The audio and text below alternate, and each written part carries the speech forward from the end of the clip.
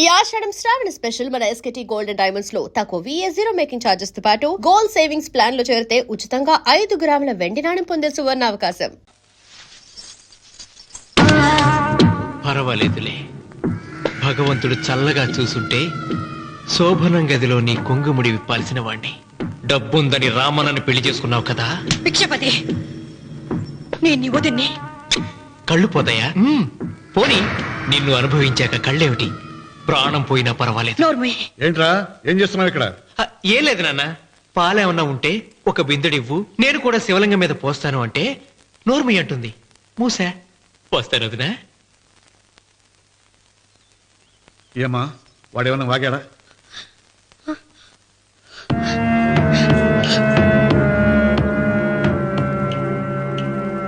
భిక్షపతి, అవును, అసహ్యంగా చండాలంగా వాగాను.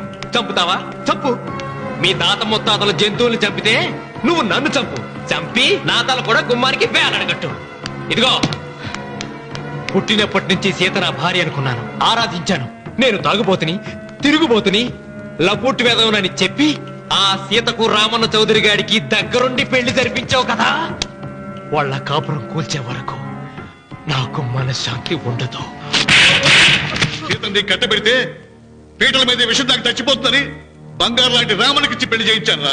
వెంటనే నీ పద్ధతి మార్చుకోకపోతే నువ్వు తినే అన్నంలో విషం కలిపి చంపేస్తాను. వెదవా, వద్దు నాన్న, వద్దు. ఈ చెప్పు దెబ్బ ఎప్పుడో కొట్టుంటే బాగుపడి ఉండేవాడిని. నాన్న, నీ మీదొట్టు, ఇంకెప్పుడు తప్పు చెయ్యను నాన్న, తప్పు చెయ్యను. నన్ను క్షమించు నాన్న. ఏర్పాట్లన్నీ పూర్తయ్యాయా? అది ఏమైంది లోకేశ్వరరావు? 50 జంటలు నమోదు చేయించుకున్నారండి. అందులో 30 జంటలకి దానం చేయడానికి మాత్రమే మన దగ్గర భూమి మిగిలి ఉంది. మరి మిగతా 40 ఎకరాలు అంటే మన పొలమంతా ఈవేళ బాబు గారు ఎన్ని సంవత్సరాల నుంచి దానం చేసుకుంటూ వస్తున్నారు. కొండలైనా కరిగిపోవలసిందే కదా. మరి ఇన్నాళ్ళు నాకెందుకు చెప్పలేదు? మీరు పుణ్యకార్యం చేస్తున్నారు, మిమ్మల్ని ఇబ్బంది పెట్టడం ఎందుకని. రామన్న పేరుతో 2000 ఎకరాలు ఉండాలిగా, అందులోంచి రాసేవాడి. అందులో మిగిలిన 60 ఎకరాలే ఇప్పుడు రాశానండి. ఆయన పేరు మీద గజం భూమి కూడా మిగలలేదు. రేపు శుభకార్యం ఆకూడదయ్యా.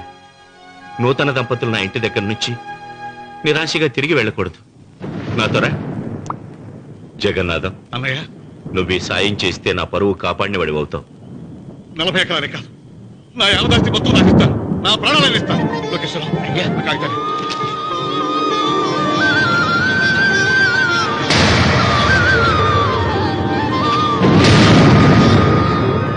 మీ కుటుంబం 10 కాళ్ళ పాటు చల్లగా ఉండాలయ్యా.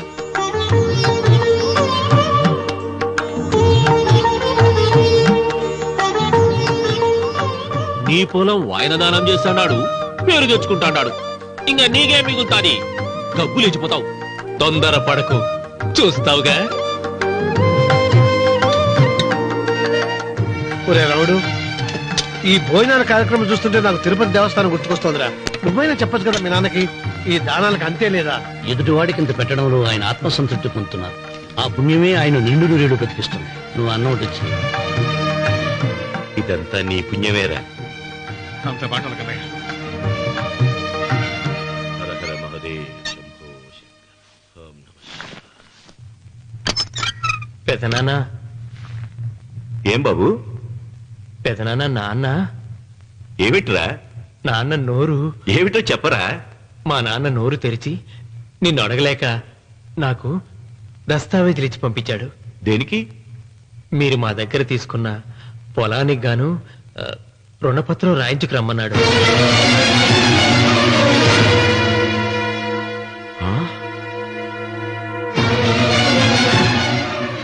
నా తమ్ముడు రుణపత్రం అడిగాడు. అయ్యో, సంతకం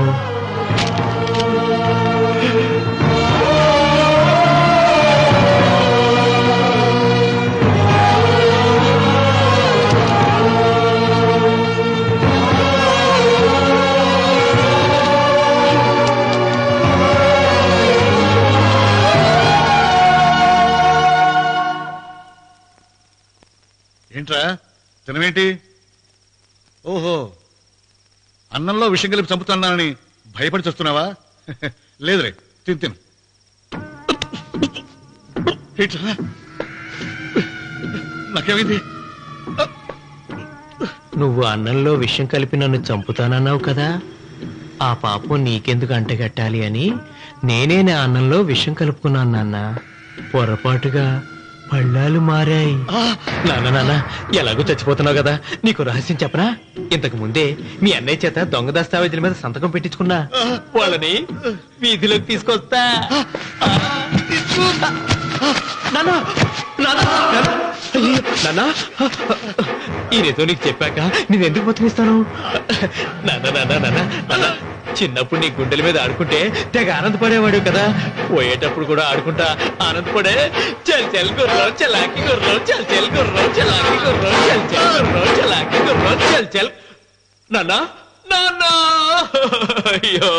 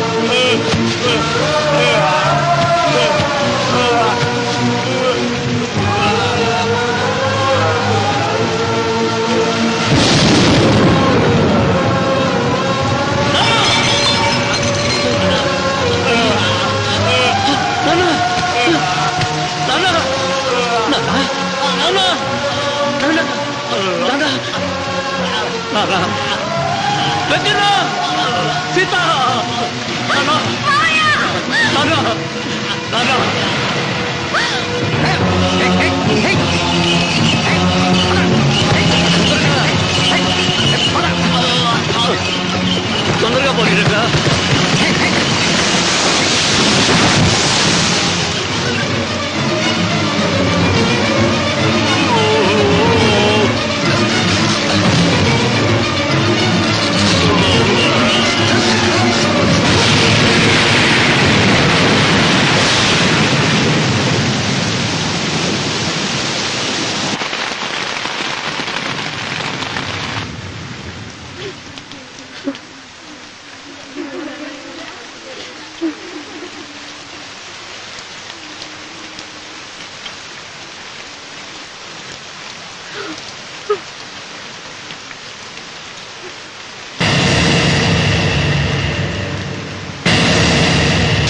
అందరికీ నమస్కారం. ఇది మా పెదనాన్న సంతకం పెట్టిన దస్తావేజు. అక్కడ మా నాన్న లేడు, ఇక్కడ మా పెదనాన్న లేడు. కానీ మా పెదనాన్న మా నాన్న దగ్గర 50 లక్షల డబ్బు, 40 ఎకరాల పొలం తీసుకున్నాడు. ఏ లోకేశ్వరరావు చెప్పు. అవునండి, నేను సాక్షి సంతకం చేశాను. ఈ అప్పు ఎలా తీరుతుందో ఆ ధర్మాత్ముడి శవం అక్కడి నుంచి తీసేలోపు చెప్తే బాగుంటుంది. బిచ్చపతి, మతుందా నీకు? ఇదేనా అడిగే సమయం? ఆయన తగలబడిపోతే ఆయనతో పాటు ఈ నిజం తగలబడిపోతుంది. మా అన్నయ్య ఆ ధర్మాత్ముడు రక్తం పంచుకుంటాడు. ఏమయ్యా లోకేశ్వరరావు, మా అన్నయ్యకి మిగిలిన ఆస్తి ఏమిటి? ఈ ఇల్లు తప్ప ఏమీ మిగలలేదండి. సరే, 40 ఎకరాల కింద ఈ ఇల్లు పెట్టుకుంటాను. మిగతా 50 లక్షలు ఎలా ఇస్తావన్నయ్యా? ఏంటో నువ్వు మాట్లాడేది? మా రావుని ఒట్టి చేతులతో నడురోడ్డు మీద నిలబెడతావా? సరే, డబ్బు వద్దు, పొలం వద్దు, ఒక్కటిస్తే చాలు. ఏంటది? అది సీత దగ్గరుంది. అది ఇస్తే 50 లక్షల బాకీ రద్దు చేసుకుంటా.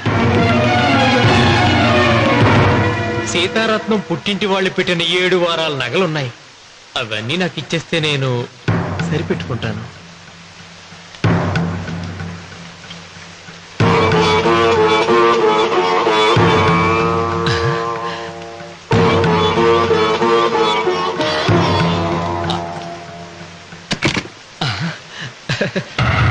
అదేమిటి, నీ మెళ్ళ ఉన్న మంగళసూత్రం బంగారం కదా, అది కూడా తీసిపెట్టు. అన్నయ్య తీసేమని చెప్పు. ఏయ్, నువ్వు కట్టాల్సిన మా రావుడు కట్టాలని ఖచ్చితంగా కదా ఈ పని చేస్తున్నావు. తప్పు మాట్లాడుతున్నావు శాస్త్రి. నాకు ఆ తాళి అక్కర్లేదు, ఆ 50 లక్షలు కట్టమను.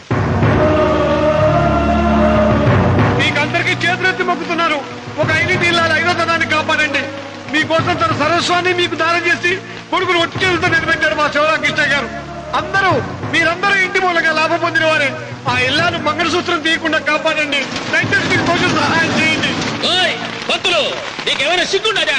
కడుపుకు అన్నం తింటాడావా, గడ్డి తింటాడావా? దానం ఇచ్చినట్టుని తిరిగి పీక్కుంటావా? నీ అమ్మాల కలుగాల పెట్ట. ఊరికేనే ఇచ్చాడా? పుణ్యం కోసం ఇచ్చాడు. చచ్చాక తిరిగి ఇవ్వమంటే ఎలాగండి? ఎవడు దానం చేయమన్నాడండి? ఒళ్ళు కొవ్వెక్కి దానం చేశాడు. అన్నం పెట్టి తిన్నది కక్కమంటే ఎలాగండి?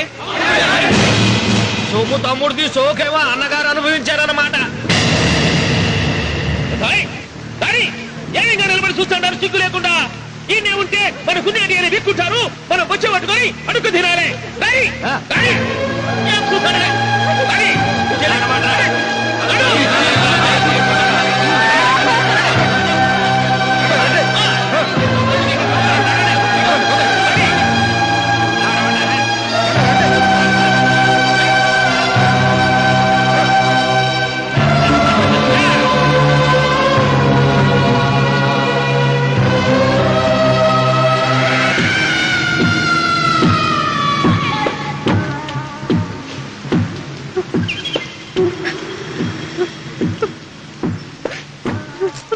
అమ్మ సీత,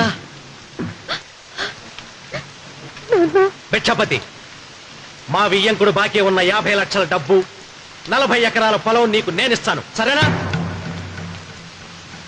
సరే.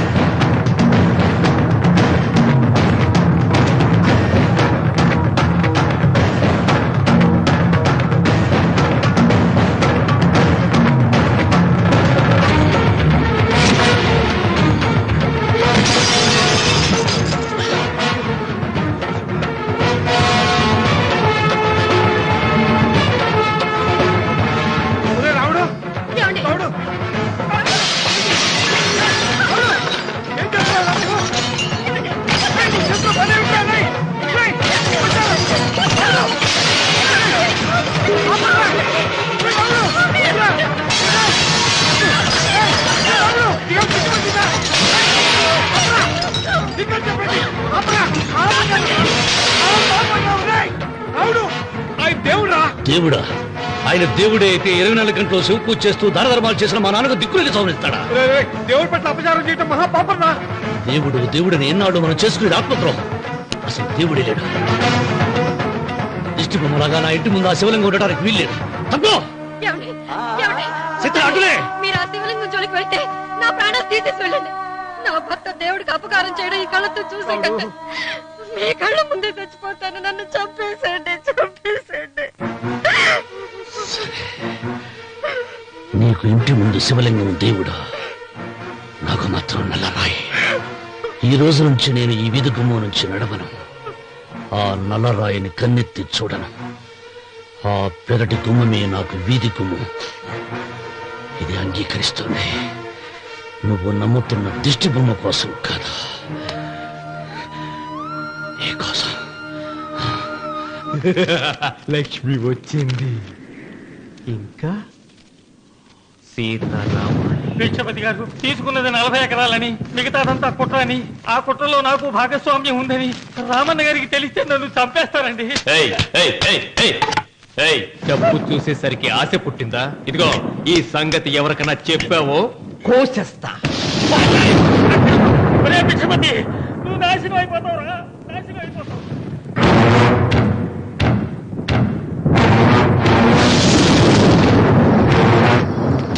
ఇంత రాత్రి పూట ఎక్కడికి వెళ్తావు నాయనా? నీకు తెలీదమ్మా, తెల్లారేలోగా ఊరు వదిలి పారిపోకపోతే ఆ భిక్షపతి మనల్ని చంపేస్తాడమ్మా. తొందరగా పద, తొందరగా పద. ఊరుదిలి పారిపోతున్నావా లోకేశ్వరరావు? అది నాకంతా తెలుసు. అయ్యా అయ్యా అయ్యా, మీకు ద్రోహం చేశాను, నన్ను క్షమించండి అయ్యా. నేను క్షమిస్తా, మరి భిక్షపతి వదలొద్దు. నీకు ఉపాయం చెబుతా. అన్వర్,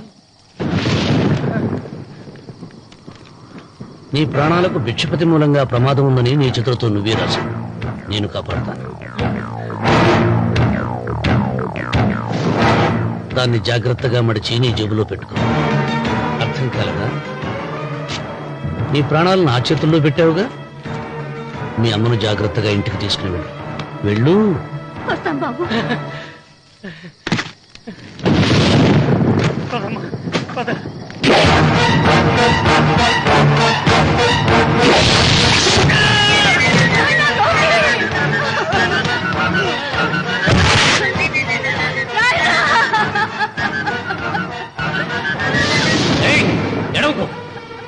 ఎడవకో.